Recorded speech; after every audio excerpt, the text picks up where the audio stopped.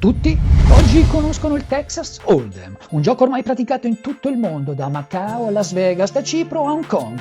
Giocato con gli amici, nei salotti e nelle taverne domestiche, nei circoli privati e nei grandi casinò e soprattutto online.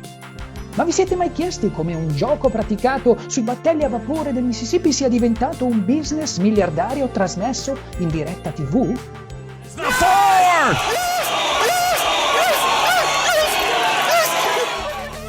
Preparate le chips. Oggi scopriamo la vera storia del poker.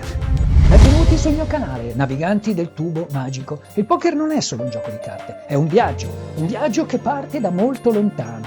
Volete saperne di più? Allora mettetevi comodi e partiamo per andare a scoprirlo insieme. Ma non prima di aver fatto all in, mettendo un bel like al video e iscrivendovi al canale. E ora andiamo!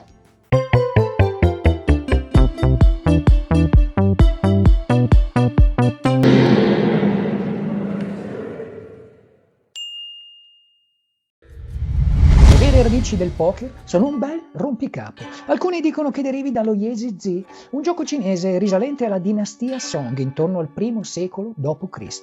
Questo gioco, basato sull'accoppiamento di tessere o carte per formare sequenze o gruppi di valore superiore, fu uno dei primi esempi in cui dei pezzi di carta acquisivano un valore gerarchico astratto, separato dal loro supporto fisico. Altri invece sostengono che la sua origine principale sia da far risalire a un antico gioco persiano del XVI secolo, chiamato As-Nas. Giocato con un mazzo di 20 o 25 carte, prevedeva già classifiche di punti, come coppie o tris, e l'elemento fondamentale del bluff. Andiamo bene, proprio bene. Da qui, marinai persiani potrebbero averlo insegnato ai coloni francesi a New Orleans. Ma il parente più stretto è probabilmente il francese poké, giocato nel 600 tra i tavoli fumosi delle taverne francesi. Già molto simile al poker che conosciamo oggi, si giocava con un mazzo che poteva variare da 24 a 52 carte, a seconda di quanti giocatori erano al tavolo. Il massimo era 5. Si distribuivano 3 carte a testa e poi si poteva aprire, puntare o passare. Il giocatore successivo poteva coprire la puntata, rilanciare o abbandonare la mano, il fold. Non c'erano le scale o i colori che conosciamo oggi, le mani vincenti erano essenzialmente 3, dalla più debole alla più forte. La coppia, 2 carte dello stesso valore, il tris, 3 carte dello stesso valore, o il four o poké, 4 carte uguali. Ovviamente solo se si giocava con mazzi più grandi o varianti particolari. E se nessuno aveva un punto, vinceva la carta più alta.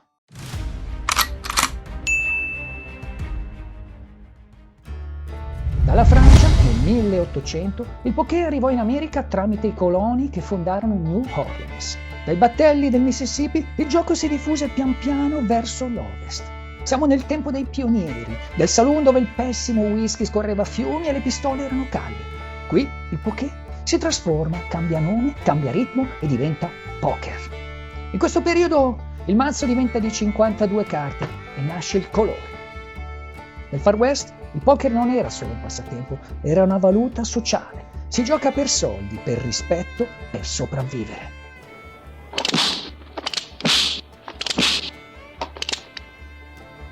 Nascono le prime varianti come il Five Card Draw, quello che noi conosciamo come poker all'italiana, e con esse le prime leggende, pistoleri, bari, eroi e truffatori che hanno scritto la mitologia del gioco.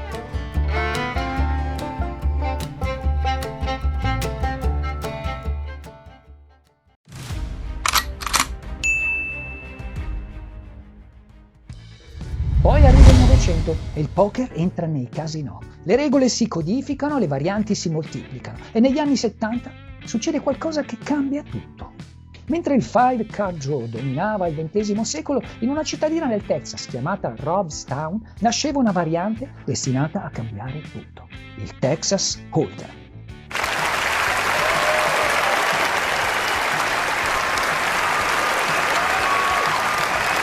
Negli anni 70, leggende come Doyle Branson e Amarillo Slim portarono questo gioco a Las Vegas, dando vita alle prime World Series of Poker, WSOP, i cui partecipanti furono in tutto 7. Per la cronaca vinse Johnny Moss, per votazione. Sì, perché non era ancora giocato con il formato sportivo che conosciamo oggi.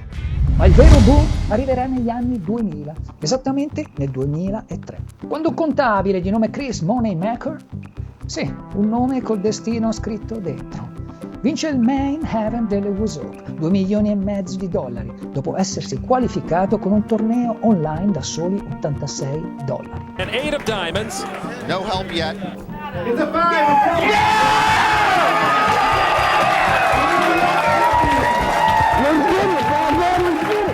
È il Big Bang. Improvvisamente chiunque con un computer poteva diventare un campione, e anche ricchissimo. Il poker passa da gioco d'azzardo a sport della mente, disciplina e spettacolo. Diventa globale, pop, culturale. Oggi al Main Event delle Wizard partecipano più di 10.000 giocatori, con un torneo che può durare anche più di 2 settimane. Lo studio del poker è diventato una componente fondamentale nell'aumentare le abilità del giocatore. Oggi i computer, con lo sviluppo della GTO, Game Theory Optima, hanno permesso di raggiungere in molte varianti una precisione di gioco molto vicina alla perfezione. Ma attenzione, il poker non può essere risolto come gli scacchi o la dama, perché si tratta sempre di un gioco a informazione incompleta. Ed è anche questo il suo fascino.